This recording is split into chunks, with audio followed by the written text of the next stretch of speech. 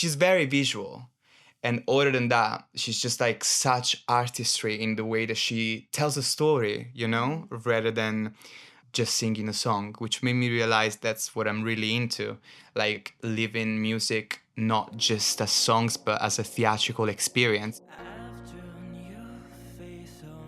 Hello, my name is Eline Perez and you're listening to Are You an Artist?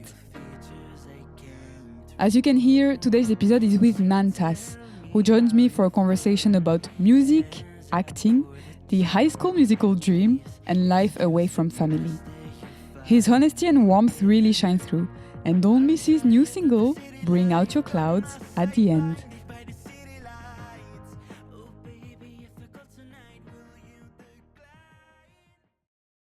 Dear Nantas, when I first met you at Wilton's musical, and later saw you again for a film project, I immediately knew you were destined for something special. I remember watching you work during your breaks, always creating, always refining your vision. Oh. As your bio says, you blend theatrical flair with synth-driven electropop. Your music explores transformation, rediscovery, and the unexpected, weaving vibrant melodies with myth-inspired storytelling. Your latest single, Bring Out Your Clouds, is out now, and I love it. It's so exciting to have you on the podcast. I love you. Your episode will be released on November the 21st, just ahead of your gig on November the 30th, which I'm sure will be sold out. Nantas, welcome to Are You an Artist? And the big question, are you an artist? Yes! Unfortunately, I am. Oh, this is so sweet. Thank you very much. Oh, it really caught me off guard. It's very nice. Thank you very much. I feel very lucky that at Wilton's especially, we have so many creatives, and it's like always refreshing to be surrounded by people that, you know, are creatives, because they bring such a different energy, I think. Yeah, it's very alive. Yeah, very alive, for sure. Yeah. Yeah. And what kind of child were you? You grew up in Italy, right? I did, yes. What kind of child I was? Like, were you already kind of singing, performing, Oh playing? my God, yes. I literally am the exact same person that I was as a child. Like, I haven't changed a single bit. I was obsessed with The Little Mermaid. I was obsessed with Madonna. I was obsessed with pop music in general. At the time, obviously, I went through my High School Musical phase. And yeah, I had like a whole blog. I'm a big fan of High School Musical. Oh yeah, are you? Well... So whenever I'm a bit tired or sad, I do listen to the playlist. I do it too. I do it too. Also, like every time that I listen to it, you can really tell that, you know, for us, it was just, okay, we were kids and this is like a fun movie to watch. Yeah. But I do think that the songwriting and the production It's really of good, right? Yeah, it's like they've done such a good job at brainwashing all of us. Even the story and everything, it's kind of... Yeah, they shaped us. And I had a whole blog about Ashley Tisdale when I was a child. Ah. Yes, and to today, actually, if there's one critique that I have to make about High School Musical, I mean, there's a few, but it's the fact that Sharpay was portrayed as the villain when in reality, like, okay, maybe she was a bit manipulative with like the way she wanted to get the boy, but I think she was meant to be the protagonist of the spring musical and not Gabrielle and Troy. You know? They had their thing going on. Why couldn't they let Sharpay had her moment? She's devoted to musical theater. That's true. You know what I mean? Like, fuck them. There's something about confidence, I guess. Because she's so confident. Yeah. And I think sometimes... people are threatened by women that are, confident. you know, confident. Yeah. And they always wanted to push that fucking narrative from the very start. Since we were children, we've been told to, like, I don't know, fear ambitious women, I think. What was your dream then when you were growing up? Did you want to be a singer or like work for movies?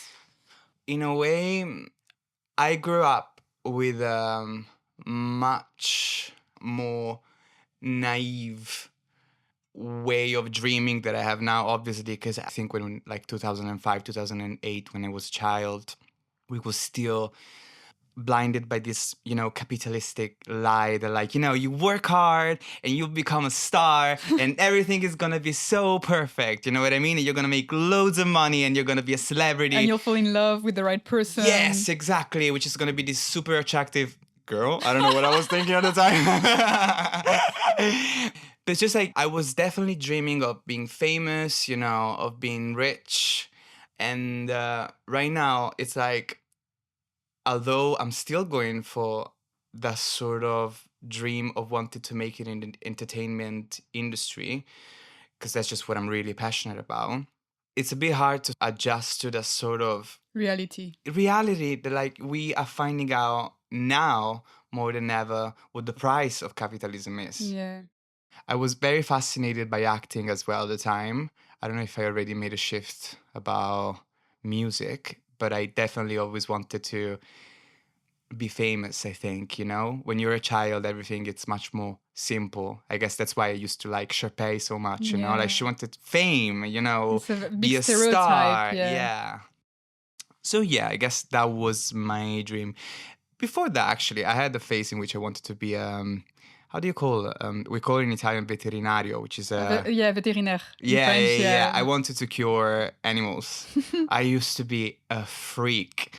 I used to write books over books about animals. I would force my parents to buy me like loads of books that would talk about animals, and then I would write down all the things. I would make photocopies of the animals and then write it down. Then at some point I just stopped giving a fuck, I guess. But today I'm a vegetarian, so it still makes sense. Sometimes, yeah. I guess. Did you study? What? Did you study anything after high school? Well, alongside high school, for 5 years, I would go to a private musical theater school. Oh, wow. Okay. Yeah. It was very tough because where I live, there's not really good transport, as you could imagine. Like, we have like one bus an hour. If it passes, like, if not, you just fucked, basically. And, I used to finish high school and then go straight to musical theater and finish very late at night, wake up super early in the morning, miss the bus. Oh, it was a mess. So I never kept on studying after high school because I decided I wanted to move to London and, just start working on music straight away. So I moved to London and I thought, okay. Which year?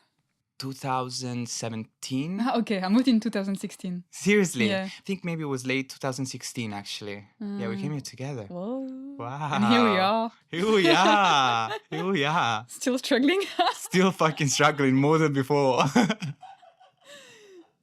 But I didn't know. I saw what options were available. And I was like, okay, I like pop music. I want to make it in music. There's not really a school, I think, that teaches you that. So I first did a few horrible auditions for musical theater schools that I'm glad... In London? That I'm really glad I didn't get. But why were they terrible? They were terrible because I didn't have the right preparation for them. Okay. I think. How do you audition for musical theater? Actually, I don't know. There's few phases. I think the first one you have to bring like maybe 3 monologues. That's what I did. 3 monologues? 3 monologues, but I had never acted in English. So it was like a straight up translation that made absolutely no sense of what we did.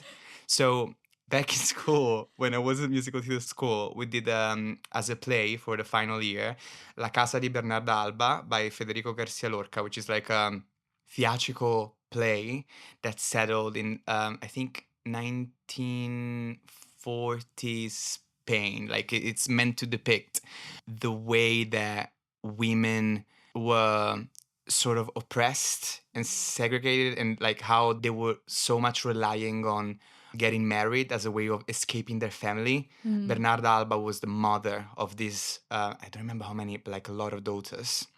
It's all about the pressure that they had about having to appear perfect, you know what I mean, in front of the neighbors, like concealing all the drama that was happening. And one of the daughters falls in love with the husband of her sister. So much drama. Beautiful, beautiful play.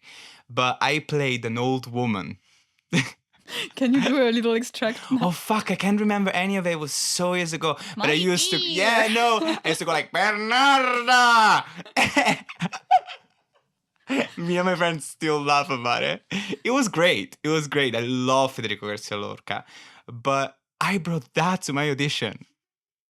I brought that to my audition. And plus, I translated that in English. God knows where I got the translation for. So imagine these judges. I was like 19. And they're like, Bernarda, what the fuck are you doing? They probably like, what the fuck did I just see?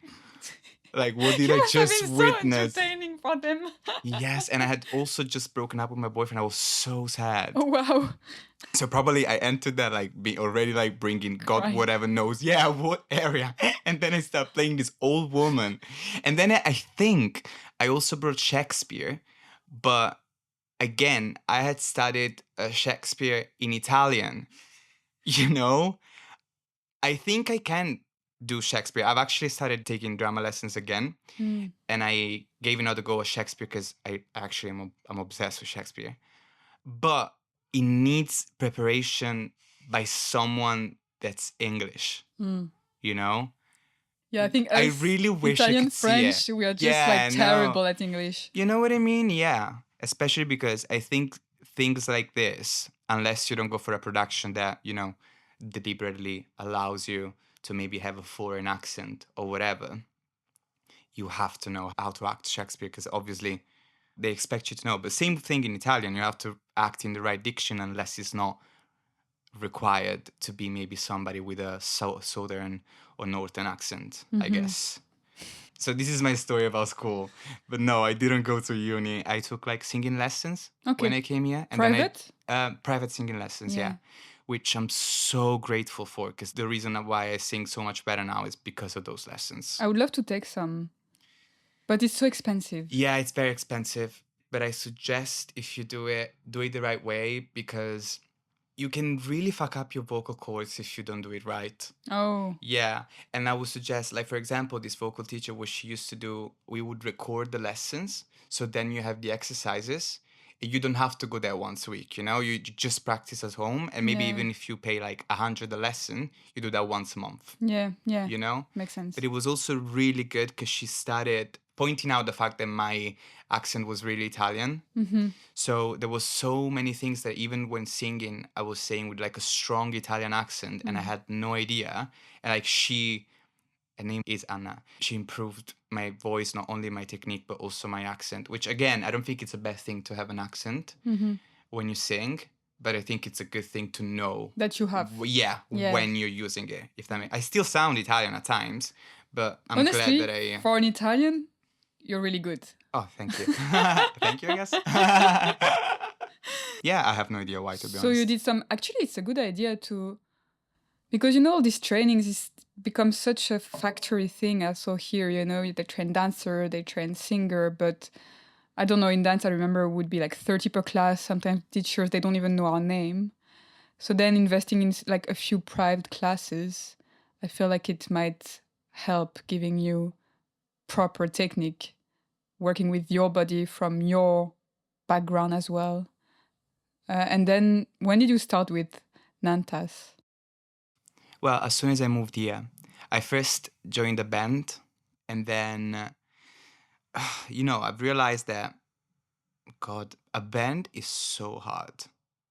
It's really, really hard because, first of all, London is very hard to like even, us to meeting for this podcast. How fucking hard it's been. Like a month or whatever. You know what I mean? Yeah. Imagine 4 people. Yeah. That have to find the right time and they also have to have the right drive, that it's also personalities clashing, you know what I mean? Like I can see that through Seth's band as well. Yeah. Like who works at Wilton's and Montageline. I'm just jumping in here to mention Seth Tonkin and his band Quiet Tongue. I actually interviewed Seth right at the start of this podcast a couple of years ago. It's so hard, and especially when someone starts to have a family. Yeah, exactly. Oh my God. Yeah. So we first started joining a band, and then me and my friend Hamish decided that we were working really well, just the two of us. So we just started working the two of us, and we did that for quite a while. We wrote quite a lot of songs, and I am very thankful to Hamish because he's really the first one that believed in my talent, to be honest. And I remember they were auditioning for the band. There was like a guy that was coming from like X Factor, like the X Factor audition, but they were like, okay, no, we prefer you because like we really like the way that you write. It was really nice to have somebody, you know, I had just come and I had written one song, you know. What was your first song about? It was called Jupiter. Yeah, that's why I have like a Jupiter tattoo here. Oh. It was called Jupiter. I always liked mythology. And naively enough, it was about I want to be big as Jupiter. I want to feel big. At the time, I just had a crush for a guy in my school, but I hadn't come out yet. So I think about the song sometimes, about the fact that I was singing about wanting to be big and huge, because obviously, like, Jupiter is the biggest planet in the solar system.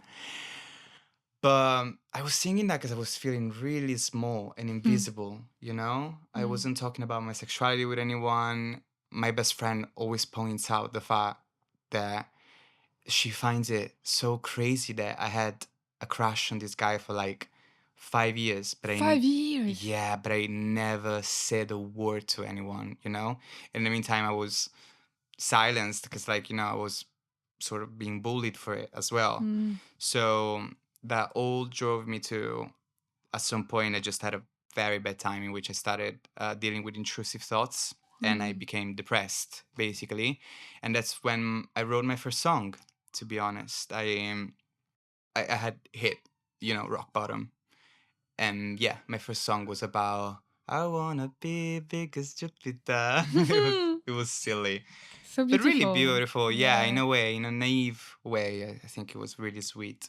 And that's why actually Bring Out Your Clouds is inspired by the mythology that's associated to one of the moons of Jupiter. And I don't want to spoiler the rest of the project, but there's a lot of references to Jupiter and the mythology around Jupiter and his lovers. Yeah. You work a lot with images. Yeah. Yeah. I used to feel really guilty about it because some people look down at people that are very visuals, like almost like they wanna cheat their way around not having good music. But I really don't think that's true. I think it's because I don't know, I grown up with my favorite artist of all time is Madonna. And I love Madonna. I love Madonna so much. Even the person, I'm like, Nah, she's just I could make a podcast and like talk hours just about her, literally. But she's very visual. And other than that, she's just like such artistry in the way that she tells a story, you know, rather than just singing a song, which made me realize that's what I'm really into.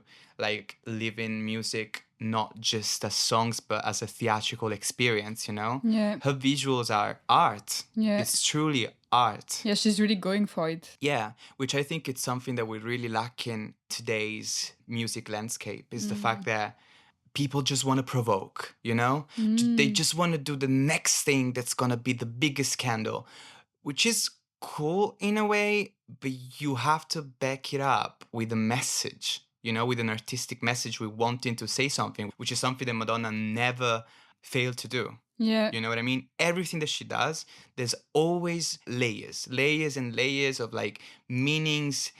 And what I really love about her is that in the meantime, she always sends a message of love. And I remember every time, you know, I listen to her interviews, or I listen to an album, or I leave a concert, I always leave with a sense of wanting to be a better person. Yeah. And that's why I like her so much. And she's a part of stars, you know, that now is sort of the biggest, you know, like she's like Michael Jackson, you know, Freddie Mercury, you know, like, but she's probably like one of the only ones that managed to, in a way, survive so far. Yeah. And I you? always have to make it about Madonna. It's crazy. How do you survive now? Me? Yeah. By paying a professional. A therapist. Yes, that's how I survive. I survive with that, definitely taking better care of myself, listening to myself more, and definitely surrounding myself with the right people. Yeah. That's what makes so me survive. Important. Yeah. Yeah, very curious because I feel like in London life is getting really tough for people who want to create. And, extremely hard. And then like mental health is kind of like, Yeah. how do you take care of that? If you have to work to pay for your bills, Nah, try it's to have a crazy. social life, try to keep creating and... It's insane. At this point, I was telling my friend I wish my mom raised a quitter. Because right now I just faced it, you know. I was like, okay, this is what has to be done. I'm working like 6 days a week. That's what I always wanted. I wanted to work for what I have, but unfortunately I'm getting it. Yeah. And now can I get something back, please? Yeah, no, exactly. My soul is gone. No, literally. But it's very, very hard, and I really think we getting to a point with capitalism in which I really hope things are gonna. I'm starting to see like a slight switch to like, you know, how people are becoming more and more like keen to like consider like socialism, and like even with the New York mayor, you know, that would be such a change, or like the president of Spain, you know what I mean? And I think we're getting more and more exhausted, you know, with the way that we are just being worked to the bone with just people at the top sort of trying to blame other people so that we just get mad at each other, so that, you know, we don't point out the problem, which is the billionaires. But yeah, definitely my friends are the only things that is keeping me sane during this time. And I think even artists or not, we are all struggling. Yeah. It's like this city, but the world in general, is like, it seems not to be built for us anymore.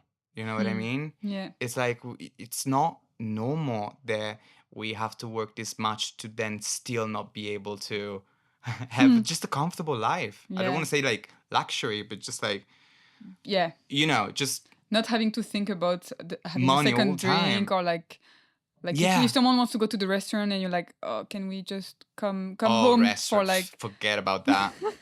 Oh my God. Me and my friend, like, the other day went for a bottle of wine. We're like, let's treat ourselves. And we got some bread and olives and a bottle of wine. And we spent maybe £30 each. And we're like, oh, that's so cheap. And he's like, I don't know, girl. Like, that's, you know. It's like, 30 each for a bottle of wine and some tapas. But yeah, I mean, obviously we know what we're doing because we're staying in London, which is obviously crazy expensive, but that's the place to be. That's the place to be. I love being in London still. I really, really do. But it would just be really nice to have, for once, some politicians in charge that actually care about the people. You know what I mean? And then try and make life a bit more sustainable, I guess, just for a change. But they want to kick us out, so probably won't be a problem anymore. But yeah. And when you create a song or a new video clip, or how do you start? Well, it really depends. So, for Bring Out Your Clouds, for example, sometimes it starts with a melody. So I will hear a melody that I really like, and I'm like, oh, fuck, this is so beautiful. And I write something on top of it, and I get super excited, you know? I have like a guttural feeling that this is good, you know? And then I will start obsessing over the melody, and I think it's a good one when I get frustrated because I cannot listen to it because it doesn't exist. You know? Like, I have so many songs that I've written that I can't wait to produce because I just want to listen to them, but I can't. You know? So sometimes it's like that. Or sometimes when I wrote one of my songs, I wish I could say the title, but it was just a really cool word. And I was like, I really love this word. With Jupiter, for example, actually, I really love the word Jupiter. And I was like, okay, how would a song called Jupiter sound like? That's what I asked myself. And then I get in front of the piano and I'm like, these notes sound like Jupiter, you know? Yeah, that's I don't know if it's normal now that I'm saying it, but that's what I asked myself. I think that all words and all concepts have a sound, you know? It's like when sculpture says, you know, there's a statue inside the block of marble. I think it's the same with words, you know? Like, they all have a hidden sound inside of them. So beautiful. Yeah. That's how I live it, personally. So yeah, I would say these are mainly the two ways that I write songs. yeah, it either starts with a word or it starts with a melody. Yeah. And would you like to do a little bit of acting now? Yes, absolutely. Yeah. I've started already, actually. This summer I started studying. I studied a bit of Tennessee Williams with Cat on a Hot Tin Roof.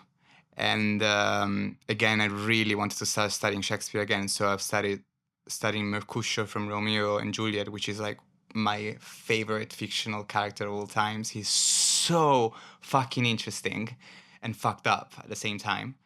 But I would love to act again. I had to stop because I couldn't afford it anymore to also pay As for well, like, yeah. it I go was, to screen acting classes. yeah. And it's £30. Mm. But for like a small group and a Yeah. couple of hours. But yeah, now £30 is a lot when... It's a lot if you have to pay once a week and you Yeah. also, I'm paying for songs, I'm paying for visuals. But I'm so happy that I did it because I forgot what it feels like to act. It's literally such a spiritual experience, I think. Like every time that I learn about a character that could be complete opposite from me, there's always something that I can learn about myself. It's crazy. It's crazy. And you get this very weird feeling of getting affectionated to them. Yeah. Almost like you met them and you got to, you know, discover a very intimate side of someone that doesn't. It's really fucked because in the meantime, you're sort of like connecting with the author, you know? That's why I love reading. Yeah. When you read and you're just like... Oh, it's beautiful. Oh. It's beautiful. And I want to act more for sure. For sure. I actually, you know, the way that I'm preparing this gig, I'm getting my friend who's an actress to direct it because I want to turn it into a theatrical experience. I'm like, okay, if I cannot afford to act, I'm going to bring acting into my performance so that I can do it, you know? Yeah. Because I do believe at the end of the day that songs, you're still acting, you know, Yeah. when you're singing a song. But even in like everyday life, I think you can act. Oh my God, no. do you know Let's not get that philosophical, girl. Do you know I bought a wig? You bought a wig. Ah. And I'm thinking of sometimes just wearing it and walking the street and see what happens, you know, when you have a persona. Well, at the end of the day, the way that I see it, it's even as simple as the outfit that you decide to wear one day. Yes, You know what I mean? Because obviously you're not used to putting on wigs. So that's something that allows you to make your brain understand there's a switch and you're allowed in a way to act or think in a certain way. But if you think about it, that's what we do on a daily basis from the moment that we decide to put this t-shirt on instead of this other. Yeah. It unlocks, you know? Especially in London, I feel like it's very freeing and I love to play with like wearing very feminine, like beautiful dresses and makeup and like crazy. And then I can see that I walk in a different way. And some days I just have like baggy trousers and I walk like a boy. And I'm 100%. And this is why I think like sometimes there was a time in which I was like, oh my God, we take fashion for granted. You know what I mean? But it's really such a weapon. You know what I mean? Like it's something that, as you said, a different pair of trousers or whatever, like it can make you feel differently. But that's also the reason why probably I love to dress up in my music videos, you know? Yes, you have proper. Oh my God, I love it, you know? Because I'm like, it allows me to completely be free and like, you know, unlock a side of my personality that otherwise wouldn't be, you know, shown. We should allow ourselves to definitely experiment more. Yeah. I think so. There is sometimes a feeling of guilt or... Yeah. That's coming from different places, but yeah, it's really interesting. Yeah. And how you can't, I don't know about you, I don't know how often you go back to Italy, but when I go back to France, I just realize how narrow-minded it is. Oh God. And I'm like, oh yeah, true. So, okay, here I have to wear dark blue or black, very classical things. Otherwise, people will. Yeah, for sure. And I think why people that come from small places oftentimes end up having a complete different drive, you know? I think you are so used to like sort of being repressed that at some point, And I think that's what makes London beautiful. It's probably just an aggregation Of people. of people like that are tired of the city, you know what I mean? And then it's crazy because you see a lot of people that can't take London, you know, because it's too hard for them. And the people that end up sticking around are the ones that already had a hard life, Yeah. you know, for one reason or the other, Yeah. I think. Madonna was actually saying that in one of her interviews, and I think I completely agree with that. Like all of the struggles that we had, like being bullied because you're gay, or like coming from a difficult town, you know, or a difficult family, or blah, that was all preparing you for something bigger, I Yeah. think. And I love that in here, the only people that are able to stick around are people that have balls, basically, you know, or they really have something to say, and they're like, no, it's worth keeping on fighting because, you know, I really believe in this. And yeah, that's why it's annoying because I'm addicted to this city. You know what I mean? Yeah. I want to leave, but I can't. Me too. Like, you know what I mean? I really want to leave. I think I have all the people around me, and I'm just like, I have to stay a bit Exactly. still, you know. I want to. Like, look at the sky now; it's so gray. Like, I want to be in Spain or in Italy, but Oh dear. but I'm so used to the way that I feel so free and understood in here that how the hell am I gonna get used to somewhere else? Yeah.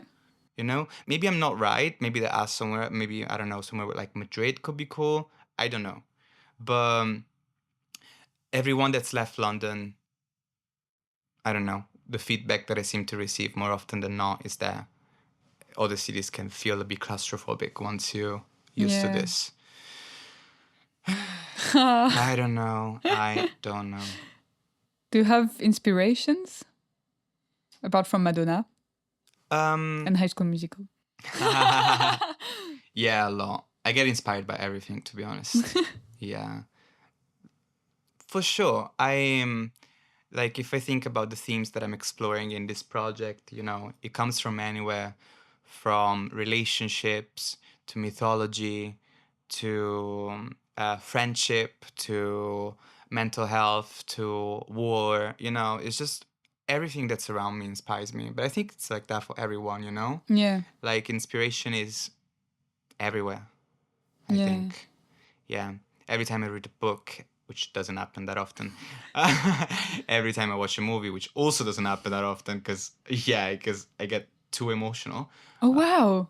Yeah, oh my God, I literally, my friends have to force me.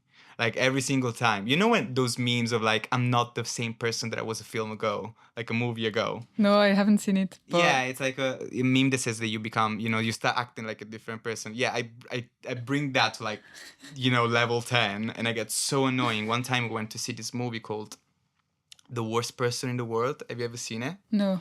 I don't think a movie ever shook me to the core the way that movie did.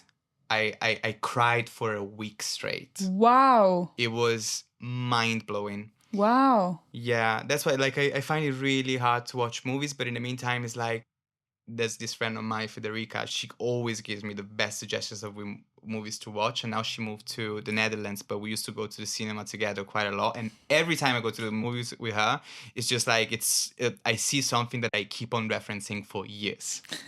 Like she's got great taste. Wow. Yeah, and so I wish I did that more.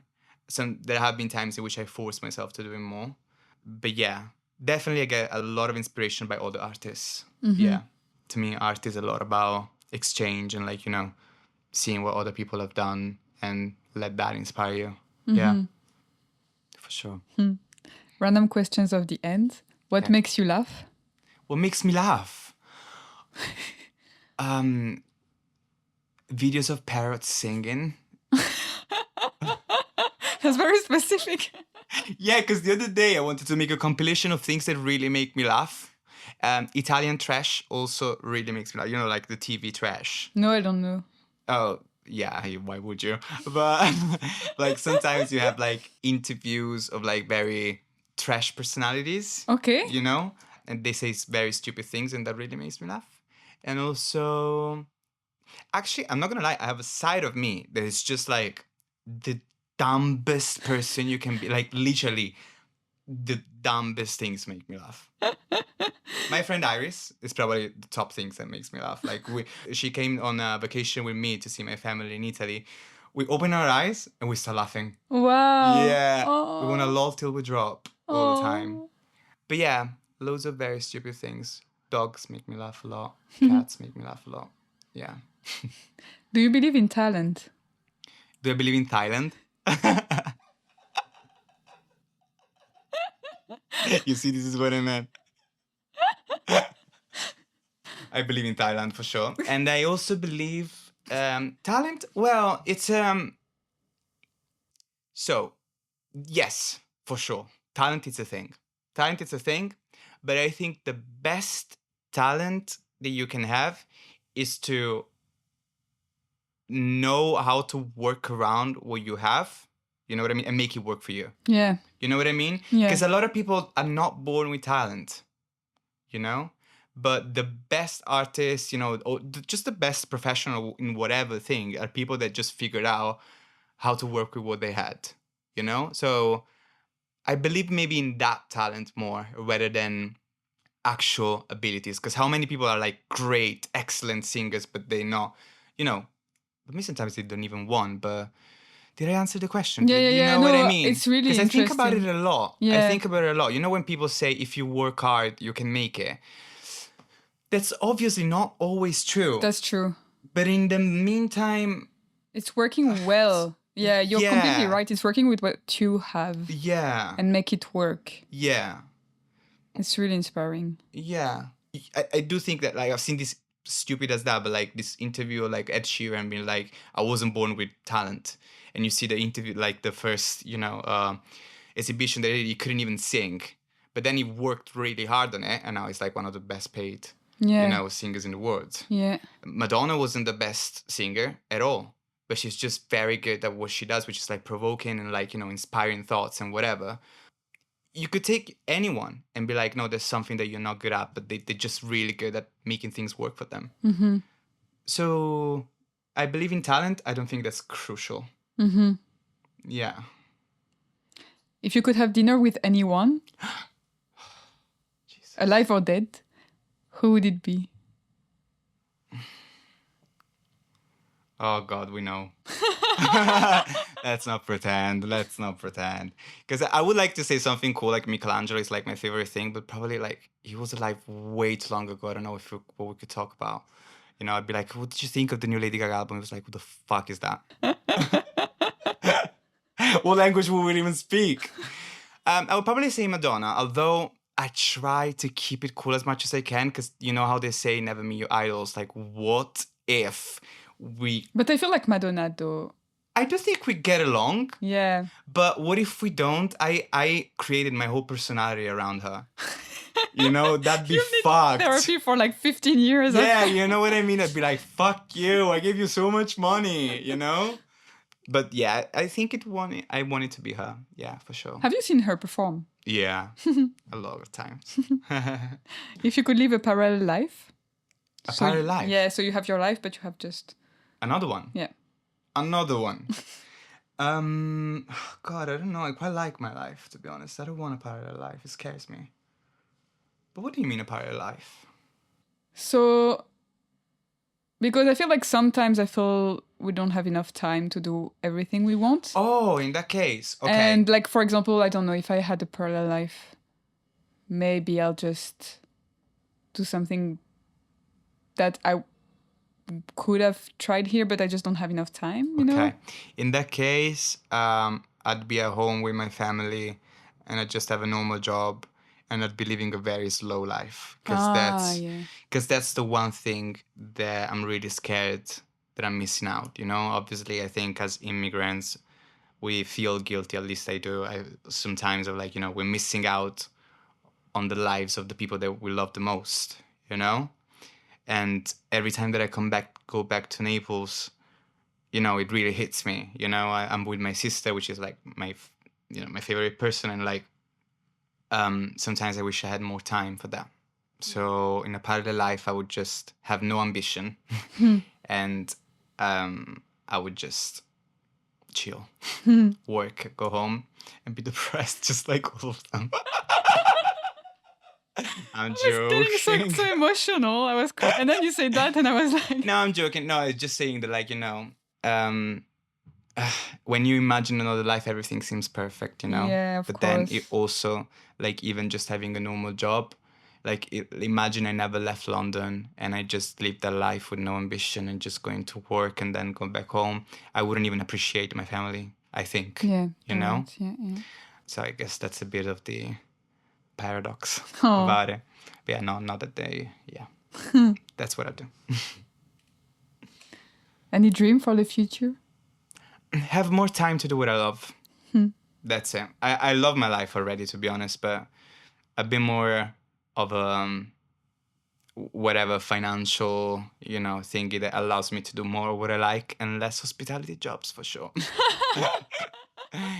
Yeah. Thank you Yeah. so much, Nantas. Thank you. This was so nice. I've drawn your face on the wall of an empty mall. There's details by your features I can't recall. So tell me how you've been as I pour the gin. And please excuse the mess that you find me in. I'm tired of the city life, got my sight blinded by the city lights. Oh baby, if I go tonight, will you